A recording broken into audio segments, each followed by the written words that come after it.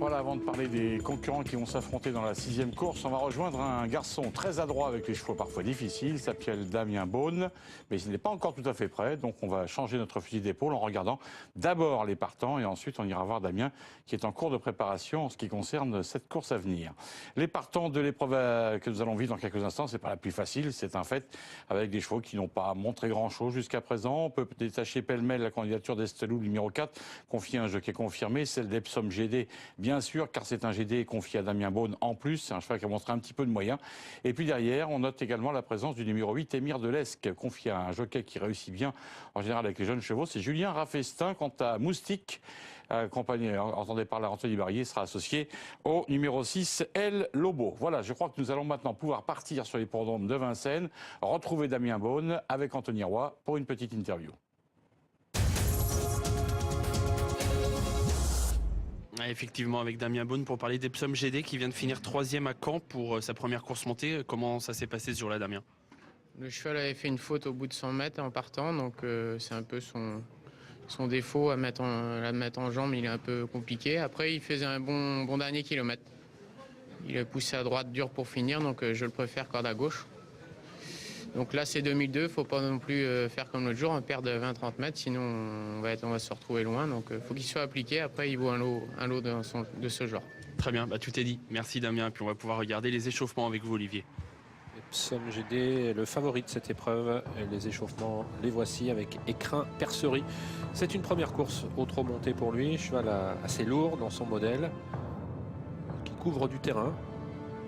Il avance. Reste à savoir s'il peut aller un peu plus vite.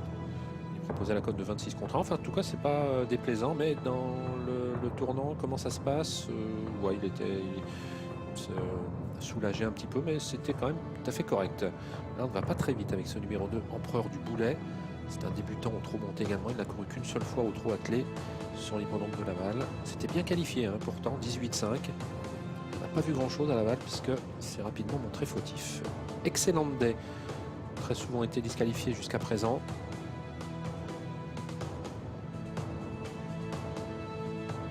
Code de 49 contre 1, c'est pas mal pourtant pour ce trot d'essai. Est-ce qu'il va être sage en course? C'est la question qu'il faut se poser. Parce qu'en 3 tentatives au trot monté, il a été disqualifié 3 fois. Estelou, le numéro 4, a débuté sur l'hippodrome de Caen au trot monté. Il s'est classé 7e, la même course où Epsom GD a pris la 3e place. Qui apparemment manque d'un peu de force. À Caen, on n'avait pas vu grand-chose puisqu'il s'était retrouvé assez loin dès les premiers mètres de course. Ce trot d'essai ne nous apporte pas plus de renseignements. Numéro 6, Epsom GD. Il est bien, ça va être une question de sagesse. Hop là. C'est en voyant le tracteur peut-être, en abordant le tournant de la cuvette. Un passage toujours très délicat. Il est assez adroit quand même puisqu'il est retombé au trot, mais là, ça se gâte de nouveau, mais bon, il y avait des tracteurs à éviter, on était en plein tournant, il y avait de la vitesse. On ne va pas le condamner sur ses fautes. Damien Beaune l'a remis, il essaye de le relancer. C'est pas déplaisant quand même, malgré ses petites fautes. Ever, le numéro 7, outsider, la cote de 15 contre 1. 2 4e place pour lui en 2 tentatives au trot monté. On ne cherche pas à aller très vite. Échauffement au trot attelé pour le numéro 8, Émir de l'Esque. Meilleur résultat au cours des 7 courses qu'il a disputées est une 4e place le 21 mars à Vincennes. Assez joli trotteur. Qui n'est pas déplaisant comme ça au trot attelé sans aller très vite. Mais qui doit faire un peu mieux qu'il n'a fait jusqu'à présent en course. Espion des Brouets. Meilleur classement obtenu par ce trotteur au trot monté est une 3e place sur les programmes de Vincennes le 24 janvier.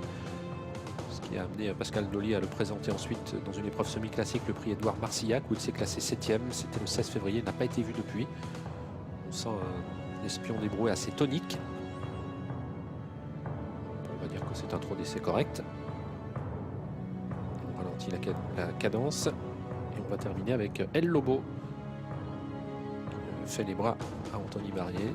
Trotteur qui s'est montré quand même décevant au trot monté, même s'il a pris des places. Il en a sans doute trop fait l'autre jour, il s'est un petit peu époumoné devant. Il n'a pas pu terminer sa course.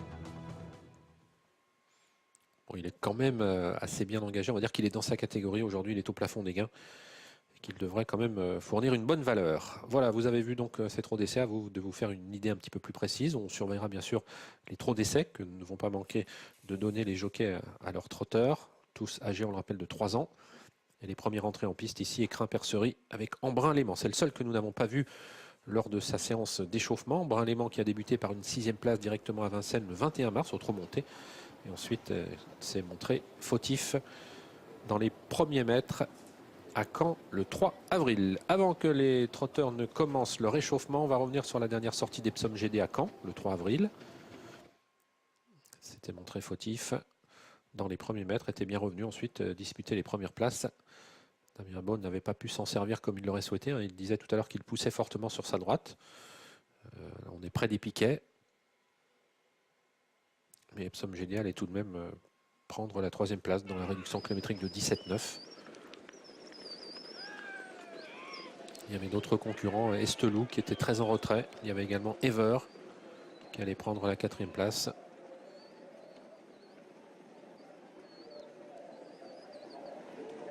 Epsom GD qui finissait bien. Ouais, c'est ça. C'est vraiment le départ qui peut poser problème. C'est ce que nous a dit Damien. J'en avais discuté un tout petit peu avec lui également. Et c'est le point sur lequel il appuyait. C'est vraiment au départ qu'il va falloir faire attention. C'est vrai qu'on est sur 2200 mètres. Donc, comme il a dit, il faudrait mieux ne pas en perdre trop en partant. Ensuite, il peut faire un bon dernier kilomètre. Ça, c'est intéressant pour un jeune. On avait vu sur cette course de référence donc Embrun-Léman qui terminait, on va dire correctement, mais très en retrait, puisqu'il avait été disqualifié en début de parcours. On peut lui accorder une petite note de méfiance, pourquoi pas. J'ai quelques infos, Olivier, sur El Lobo. Il est d'ailleurs toujours dans les écuries. Il va sortir là en piste. C'est volontaire, c'est parce que c'est un cheval qui monte très vite en pression. Et tout l'enjeu, c'est de le garder calme. Il a un petit peu de potentiel, mais voilà, il n'est pas simple à utiliser.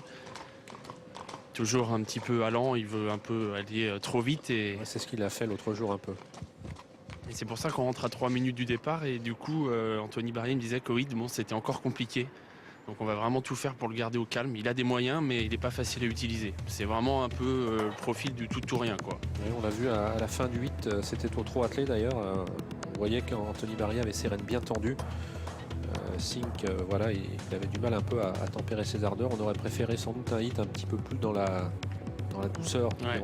Mais je crois que pour l'instant, il ne sait pas trop faire El Lobo dans la douceur, visiblement.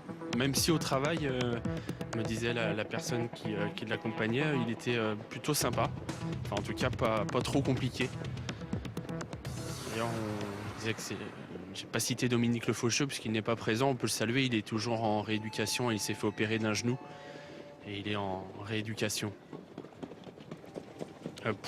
Juste pour terminer avec Anthony Barrier, d'ailleurs, il m'a dit que Bolid Genilou avait sauté un piquet dans le dernier tournant. D'accord. C'est pour ça qu'il a fait la faute et Anthony pense qu'il était encore compétitif. Oui, pour la 2e place. D'accord. Il pense qu'il se serait relancé. Bolid Genilou, c'est un guerrier en plus, il lâche pas trop le morceau, donc il pense qu'il aurait pu être 2e.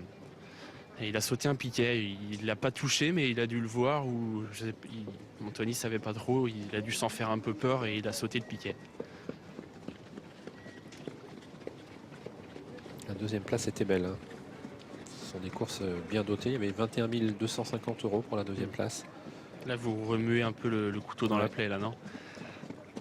C'est vrai que c'est rageant. D'ailleurs, il se relance toujours lors de sa victoire à Mokanchi contre Bugsy Malone. On se souvient qu'il était revenu chercher la victoire à la fin.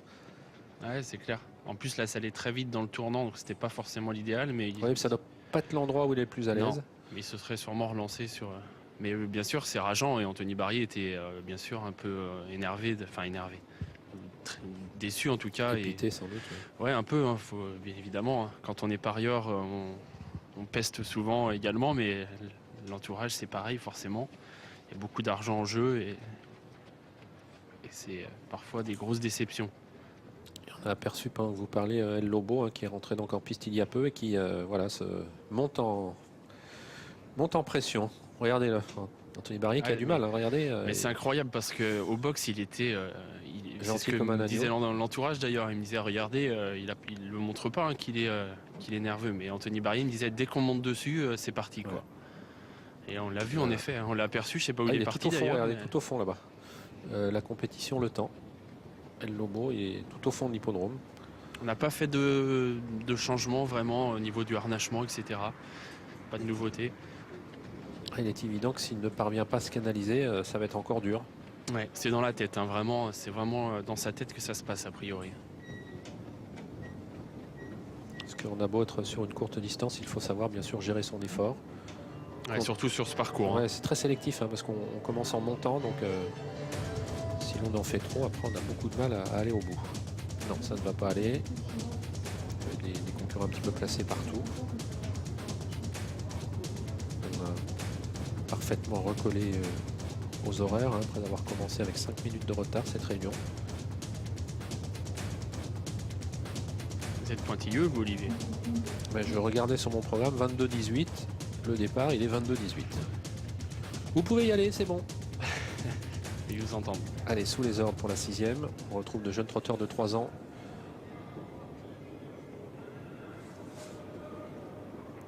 Et le départ a été validé avec une toute petite station d'El Lobo qui se retrouve juste derrière les premiers. Alors qu'on est très bien parti à l'extérieur avec Émir Delesque, le numéro 6 qui va tenter de s'emparer du commandement. Ever qui a pris un bon départ également, de même Kestelou côté corde. El Lobo qui revient maintenant.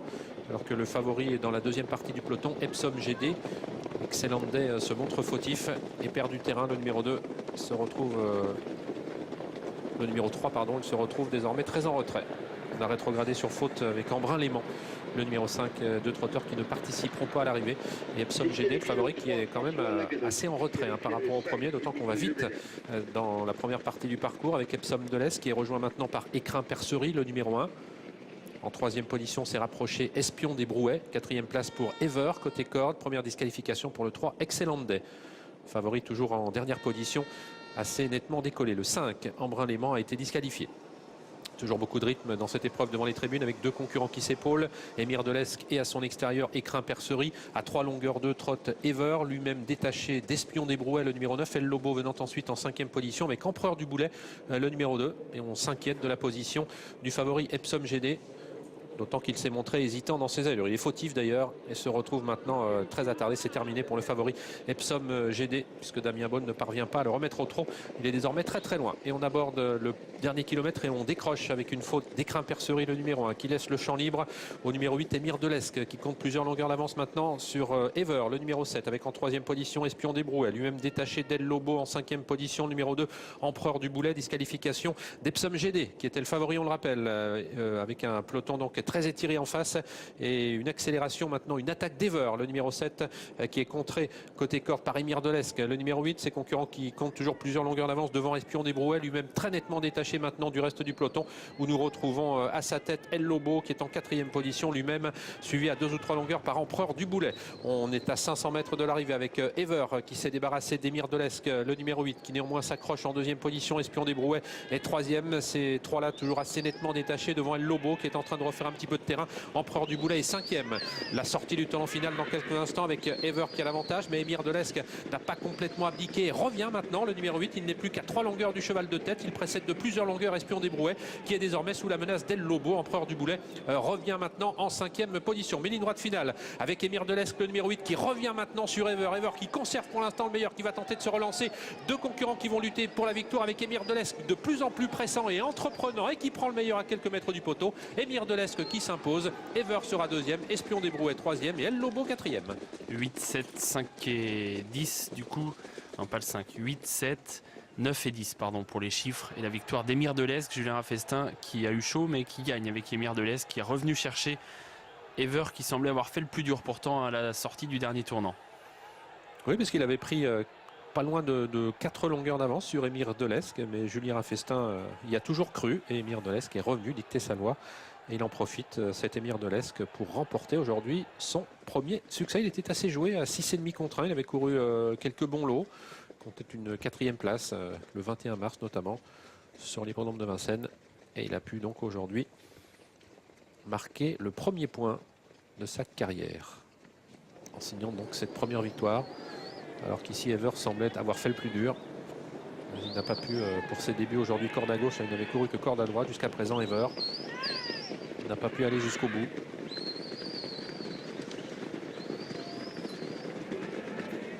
Espion des Brouets a constamment trotté derrière les premiers. El Lobo prenant donc une 4e place. Déception avec le favori qui n'a jamais été dans le bon rythme. Epsom GD parti lentement et qui donc a fait la faute à environ 1200 mètres de l'arrivée alors qu'il était très en retrait. On n'a jamais donné d'espoir à ses preneurs et on revoit donc le bel effort final courageux, effort final d'Émir de l'Esc qui parvient donc à dominer Ever, ouvrant par là même son palmarès avec la monte de Julien Raffestin.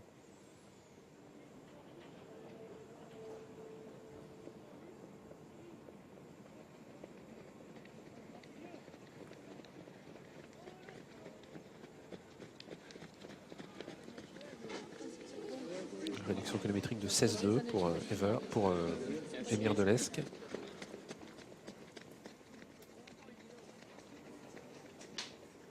C'est un fils de Nil Durib. Il est assez beau au poulain, il est assez volumineux.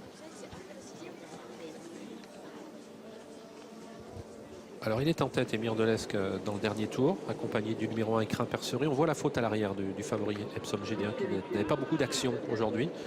Ouais, puis c'est un cheval qui part mal, donc c'est vrai que le problème c'est qu'après vous êtes obligé de chasser un peu. Et ça peut être tout de suite compliqué. Écrin Percerie qui perd pas mal de terrain, qui va revenir prendre la 5e place en retrait. Cheval qui court correctement pour ses premiers pas aujourd'hui au trot monté. On voit l'attaque d'Ever ici. On peut penser à cet instant qu'il file vers la victoire, mais le poteau est encore loin. Alors dans un premier temps, Émir de l'Esc le contre.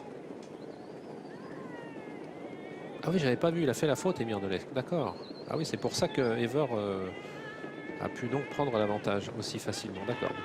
Cette faute m'avait échappé.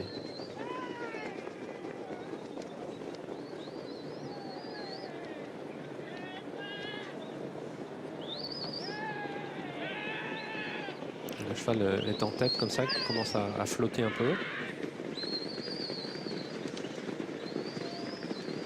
Et là, on sentait au début de la ligne droite qu'il aurait peut-être du mal à aller au bout. Ever. Tant qu'Émir de l'Esc fond sur lui. Il y a encore une longueur à refaire, mais la tendance était pour Émir de l'Esc ici, à la ligne droite. Et il parvient donc à dominer son rival à quelques mètres du poteau, un rival qui s'est montré quand même assez courageux. Et Ever qui devra patienter lui pour ouvrir son palmarès. Julien Raffestin qui passe à la pesée bien sûr, qui se situe donc désormais, vous le savez, en bordure de piste pour gagner du temps. Il n'est plus obligé de passer par les balances. Ouais, puis ça permet aux gens également de voir les jockeys venir se peser. C'est plutôt sympa. Julien, vous avez eu chaud dans le dernier tournant? Ouais, c'est vrai que on a bien failli passer à la trappe, mais il s'est bien rechopé, il s'est fait peur un peu. C'était le débouche-oreille pour la première fois, il s'est un petit peu affolé. Mais sinon bien, extra. Ouais, parce qu'il a fallu ensuite revenir chercher un cheval qui s'était détaché. Il a remis un coup de rein le vôtre, non? Ouais, mais surtout qu'il n'était pas fatigué au moment de sa faute, il s'en allait bien. Ça l'a juste ralenti un petit peu, mais après il s'est bien relancé, il avait l'autre en point de mire, ça l'a motivé un peu. Très bien, une victoire en tant que jockey. Vous êtes également entraîneur. C'est quoi l'activité là dans ces prochains jours pour votre écurie? Bah là l'écurie, qu'est-ce qu'on a Caballera qui va se produire à Amiens samedi soir, qui revient en forme, là, qui venait de seconde à Reims. Et puis voilà, pour l'instant le reste c'est calme. Versace est revenu en forme, a gagné sa course à Lyon. Il aura un bel engagement dans 3 semaines au Mans. Voilà. D'accord, comment ça se passe pour vous là cette année, pour l'écurie justement? Bah, ça démarre doucement. L'année dernière était très bonne, c'est vraiment une super année pour l'écurie. J'ai quelques vieux qui sont un peu sur la touche, donc là on repart avec des jeunes. J'ai des qui ont bien débuté, j'en ai encore 2 à courir qui s'annoncent pas mal. Donc ça va peut-être être une année de transition, mais l'année prochaine ça sera bien. Très bien, merci Julien.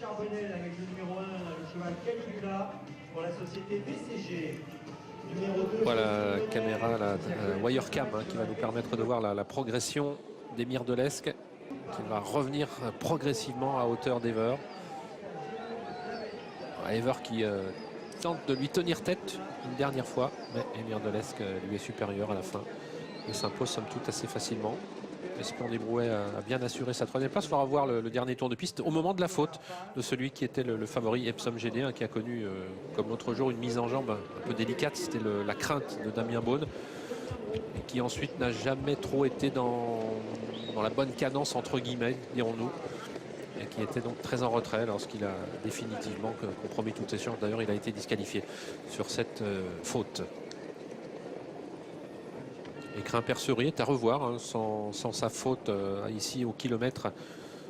Vous le situez, Écrin-Percerie, donc il accompagnait Émir Delesque en tête lorsqu'il a perdu une vingtaine de longueurs. Il va revenir 5e, bon, sans avoir été dangereux, mais on pourra s'en souvenir. Il s'agissait pour Écrin-Percerie de ses débuts au trot monté. C'est un cheval qui manque d'expérience. Il n'avait couru que 2 fois précédemment au trot attelé. Il avait été absent tout l'hiver. C'est un cheval qui semble à même de gagner sa course prochainement. Pourquoi pas en province. De Destelou, il n'en a quasiment jamais été question. Le numéro 6, fils de Texas Charm. Empereur du Boulet a tenté un timide rapproché en face qui n'a pas pu poursuivre jusqu'au bout. Il s'agissait pour lui de ses débuts au trot monté. Après donc sa première course attelée à Laval. Écrin Delesque, en tout cas lui qui ouvre, Émir Delesque, pardon, qui ouvre son palmarès pour sa 8e sortie. On va dire que c'est la plus aboutie aujourd'hui. La meilleure des courses qu'il a disputées jusqu'à présent. Il avait sans doute besoin de se façonner, d'apprendre à courir, d'apprendre son métier. Et Jeff, c'est désormais chose faite. Donc une première victoire à mettre à l'actif de cet Émir Delesque.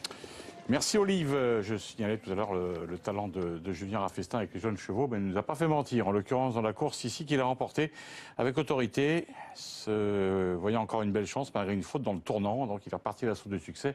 Vous connaissez la suite. Nous marquons une pause. Voici la pub. Dans quelques instants, on se retrouve pour un ultime rendez-vous sur l'hippodrome de Vincennes.